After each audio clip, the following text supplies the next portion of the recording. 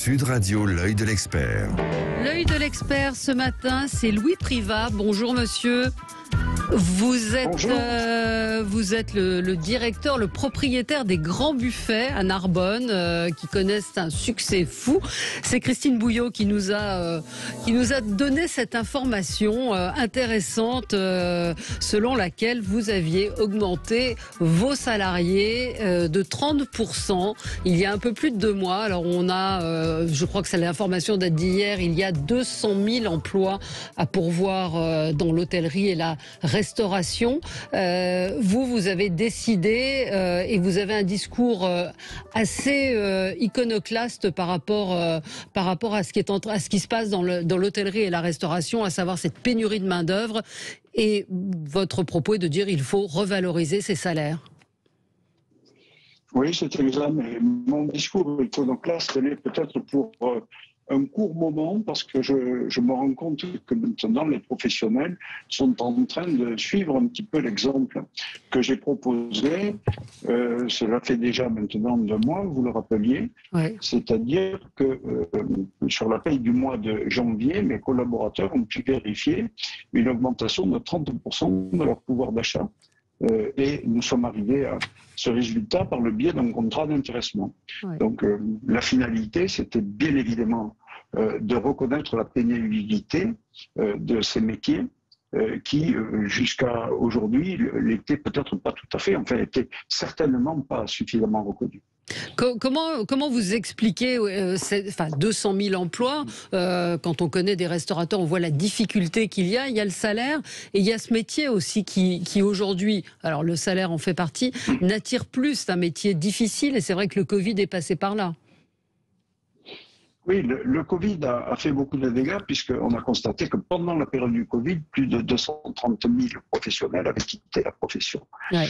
Mais je crois que le problème était bien avant. Avant le Covid, déjà, nous avions constaté des problèmes au niveau du recrutement et on vivait une pénurie des professionnels. Ouais. La seule issue à ce problème-là était de recruter et de faire rentrer, de convaincre des nouveaux talents à intégrer notre profession. Mais malheureusement, nos salaires ne correspondaient pas à la pénibilité des métiers que l'on proposait. Comment convaincre un jeune qui va choisir sa filière? Il peut décider, on va imaginer même un jeune qui n'a pas véritablement de formation. Ouais. Et on a besoin de cette main-d'œuvre-là. C'est-à-dire parce que nous prenons en charge les formations. On n'a pas recours qu'à des professionnels. Donc, comment convaincre un jeune qui va sacrifier ses soirées, il va sacrifier ses vacances, l'été, et pour un différentiel concernant le SMIC, pour ceux qui recrutent au SMIC, de l'ordre de 2 ou 3%, ce qui était à l'époque. Donc, il n'y avait absolument aucun argument. Concernant les grands buffets, on avait beaucoup travaillé sur l'environnement du travail, sur les conditions de vie dans le travail, sur les conditions de vie tout court de nos collaborateurs, en leur proposant, pour ceux qui ont des horaires, vous savez, ces horaires dits en coupé, qui sont des horaires très difficiles à vivre, puisque vous travaillez le service de midi, vous avez une coupure l'après-midi et vous reprenez le soir, et vous êtes le soir, au lieu d'être dans votre foyer, vous êtes à la manœuvre.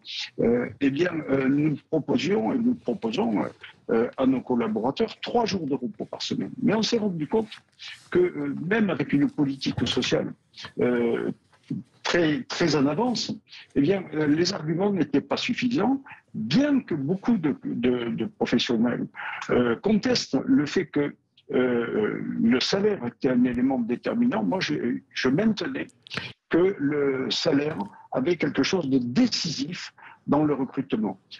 Et malheureusement, le principe n'était pas présenté comme ça. Beaucoup de professionnels disaient non, il faut s'attacher à la notion de logement, à la notion de jour de repos, à la notion de qualité de vie dans le travail. Mais toutes ces démarches, nous les avions déjà accomplies. Et nous étions confrontés à des problèmes de recrutement comme pouvaient l'être nos confrères. Donc, le fait de proposer cette augmentation de 30% de pouvoir d'achat qui s'est traduite par 20% pour le personnel qui n'est pas en coupé, c'est-à-dire qu'il y a des journées continues, 8 h du matin, 16h30, machin, amélioré. Ouais. Mais surtout, ces métiers à forte pénibilité, de par le rythme de vie, ont connu une augmentation de 35%. Et mais oui, là, c'est on là. a pu constater que c'était décisif. Alors, je vous interromps un petit instant parce que le son est très mauvais. On va marquer une toute petite pause. On va vous rappeler au téléphone parce que la liaison est très, très mauvaise. Restez avec nous, Monsieur Privat. Sud Radio. Parlons vrai. Parlons vrai. Sud Radio. Parlons vrai. Sud Radio, parlons vrai. L'expert. Alors, nous sommes avec Louis Privat, fondateur des Grands Buffets à Narbonne, des Grands Buffets qui comptent plusieurs milliers de réservations chaque jour de couverts.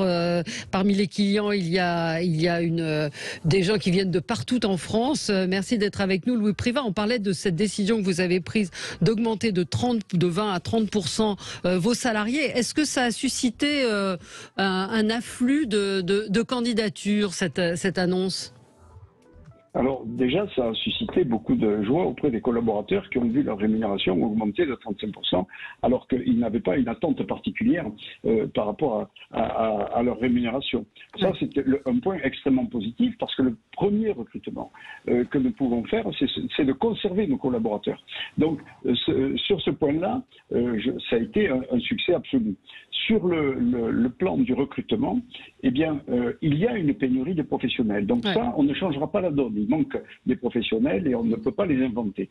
Mais ce que nous pouvons faire, c'est de convaincre de nouveaux collaborateurs qui ne s'étaient pas forcément orientés vers la restauration, qui l'avaient même plutôt écarté parce que c'est une filière, et c'est une filière qui n'a pas une bonne réputation en termes de qualité de vie. C'est très formateur, c'est une belle école professionnelle, mais ça impose des contraintes et malheureusement, ces contraintes-là n'étaient pas reconnues financièrement, même si certains, comme nous, avions déjà élaboré des dispositifs pour convaincre les collaborateurs en les logeant pendant la période d'essai s'ils venaient de l'extérieur de façon à ce qu'ils n'aient pas engagé de frais, par tout un tas de biais de primes et également de jours de repos. Mais ça n'était pas suffisant. On s'est rendu compte que c'était véritablement le salaire qui était l'élément déterminant. Et on peut expliquer ça par le fait que les professionnels de la restauration ont été pendant très très longtemps obsédés par le rapport qualité-prix. Ils ont voulu proposer à leur clientèle un rapport qualité-prix le plus bas possible. Mais on est arrivé au paradoxe que lorsque les organisations professionnels ont négocié avec les syndicats des augmentations, et ça s'est passé cet automne, et tout le monde a pris conscience, puisque ce débat est passé au niveau du grand public. On avait conscience qu'il était absolument nécessaire d'augmenter les rémunérations des collaborateurs. Ceci étant, à aucun moment, on a dit qui allait prendre en charge cette augmentation de rémunération. Parce que déjà, les organisations professionnelles annonçaient que les